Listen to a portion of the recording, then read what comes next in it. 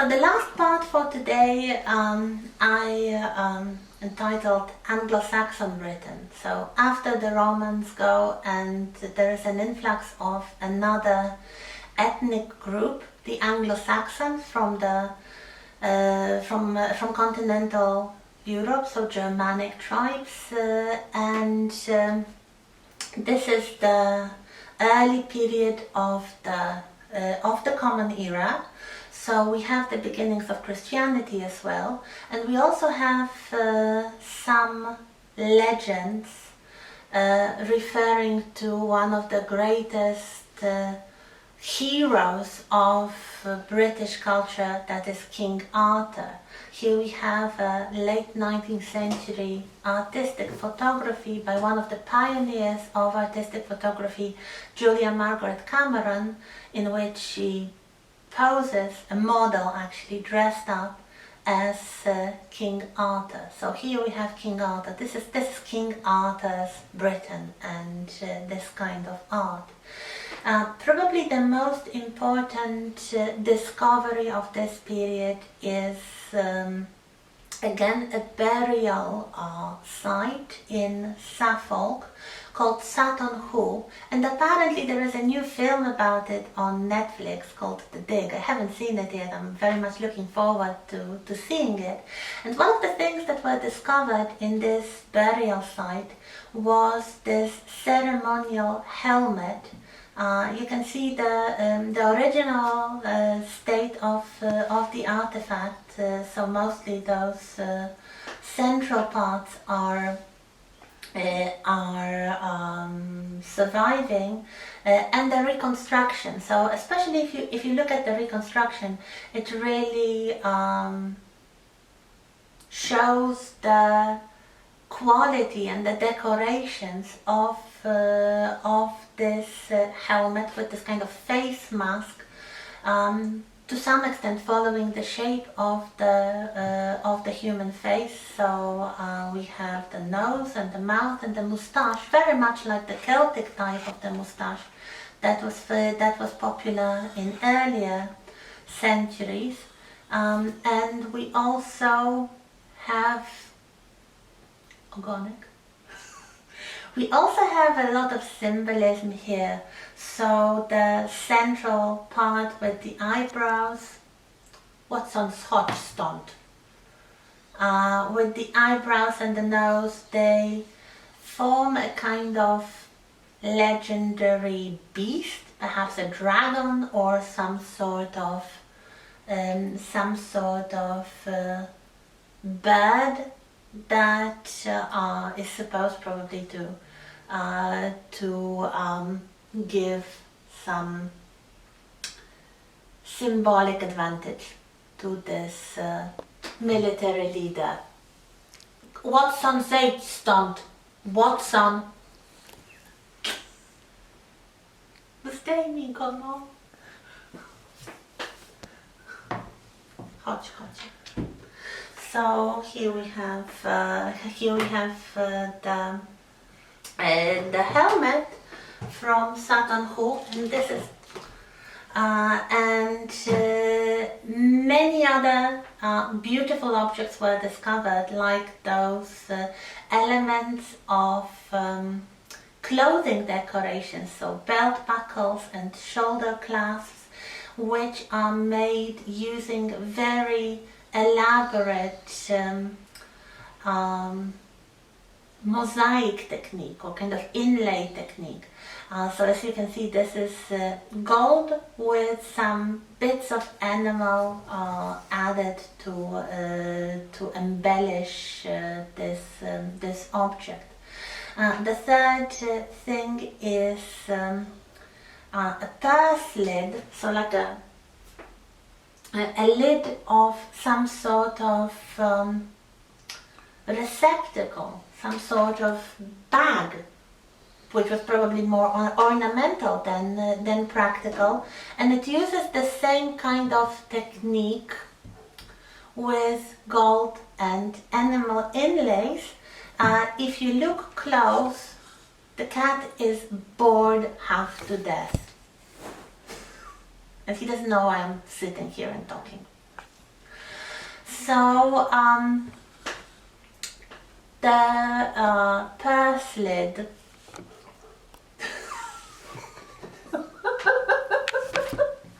what's on with animal inlays in the shape of some stylized animals and figures. So this is really the continuation of the Celtic style, going on ways after the Celtic culture was replaced first by the Romans and then by the Anglo-Saxons. Probably some techniques and some shapes and styles were still popular. We start having early Christian monuments. So we have the Christianization of Britain that is introduced by Anglo-Saxon monarchs. Britain is not yet united, so we don't really have England. We have smaller English kingdoms. But Christianity starts to replace the original pagan religions of the Anglo-Saxons, and we start finding Christian elements such as the cups and the pieces of jewelry alluding to some elements of Christianity. The cup from Walter Newton treasure from the 6th century AD was probably used for Christian mass, so very likely this was a ritual cup used for Christian mass ceremonies. The fuller brooch made of silver, as you can see here on this close-up,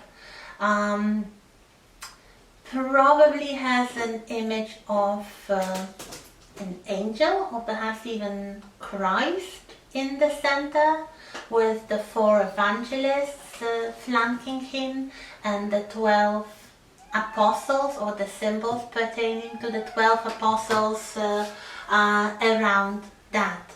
We also start having 2 more interesting types of artifacts, one very small and one very big.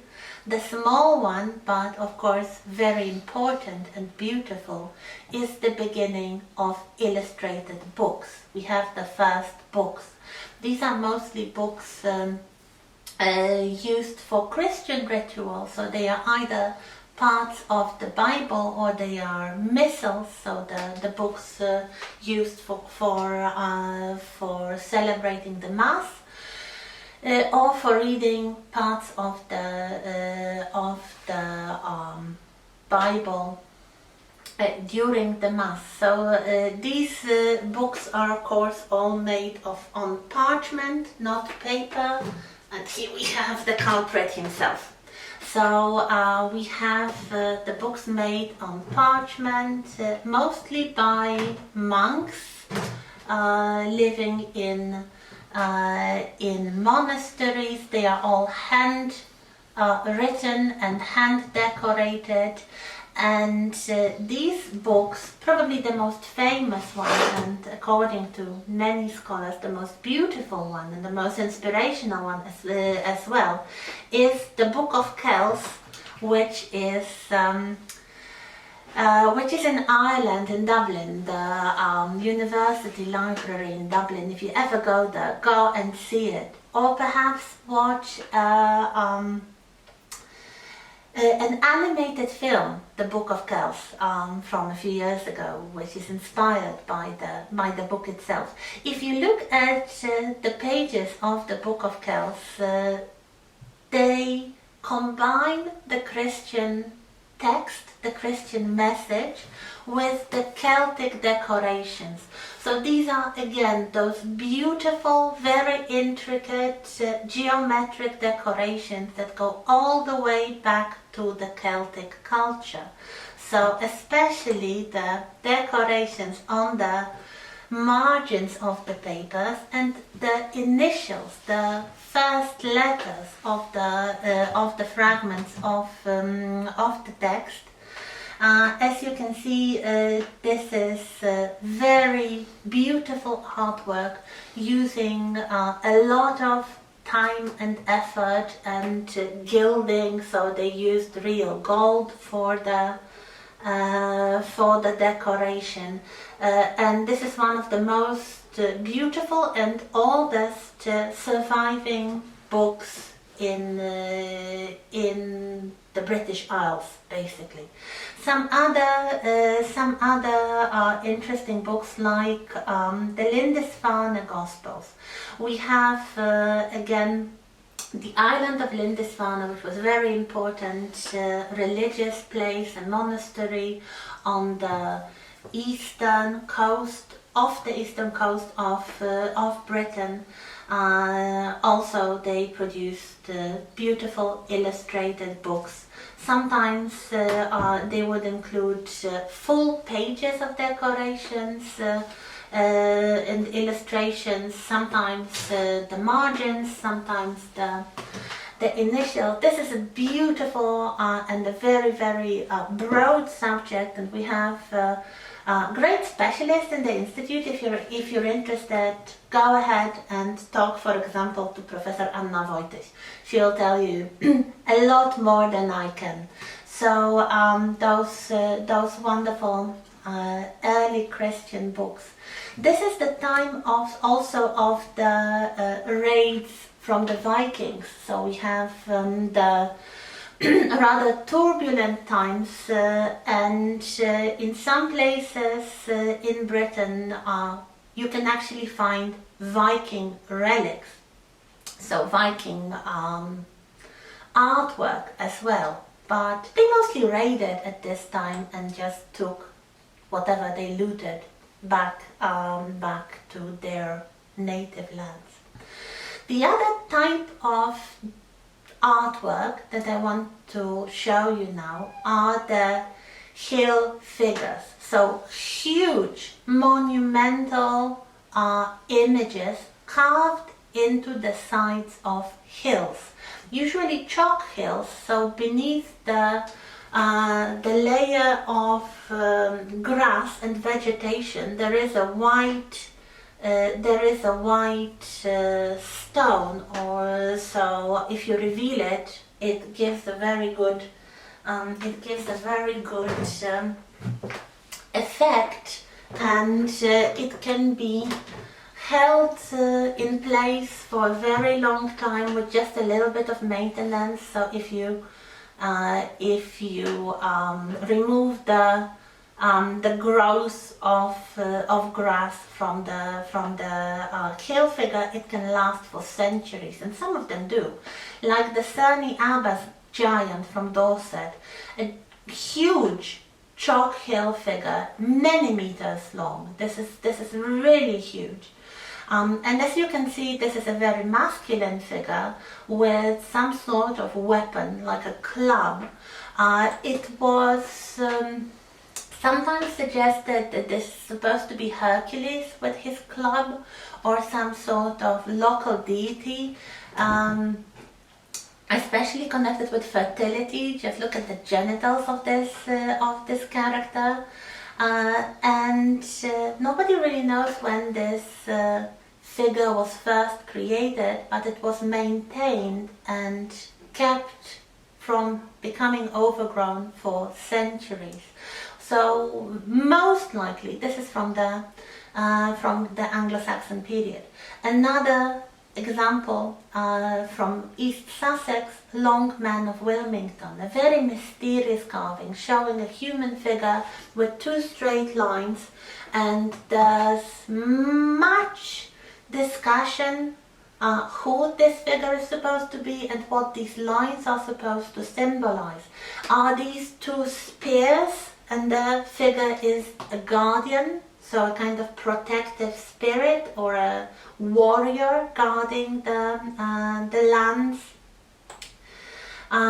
Or there is even a suggestion that this is an early Christian image showing Christ, the risen Christ, opening the doors to heaven. So it's not the two spears, but a figure standing in the open door. We do not know. We really do not know. It's open to interpretation. And as you will see at the very end of this course, these chalk figures are still inspirational and were inspirational for many artists. The most intricate, the most stylized one is probably the White Horse of Uffington in Oxfordshire. So a very large hill figure showing a stylized image of a horse. So it's not a very realistic, but you can see the body and the legs and the head of the horse. The last thing for today is a smaller object. It's called King Alfred's Jewel. This is an ornamental object from the Anglo-Saxon period, from the late 9th century of the Common Era, of course. And again, it combines very beautiful metal work, as you can see. It's not very large, it's kind of egg-shaped and more or less egg-sized, the head of what looks like a kind of serpent, probably, this kind of carved head of an animal in very beautiful gold work, was connected to a longer stick. So the idea was to keep it in one's hand, so the stick would stick out. So this combines beautiful metalwork, gold work, with animal work. So here we have a figure probably of some religious significance. This could be Christ, this could be St. Peter perhaps. Is he holding a key?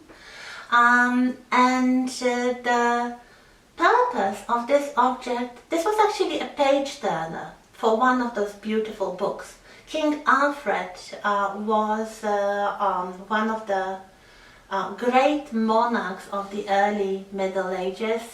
He quite famously fought the Vikings. He was quite famously a great scholar and a very learned man. So among his possessions were some of the books, which were expensive and very valuable then. So you wouldn't touch them with your bare hands because they were too valuable. You would use the special jeweled page turner, like this is the handle of the page turner that you can see in the picture. This is also in the British Museum, so I hope you can find more about it. So that's it, and see you next week. We'll talk about the Middle Ages.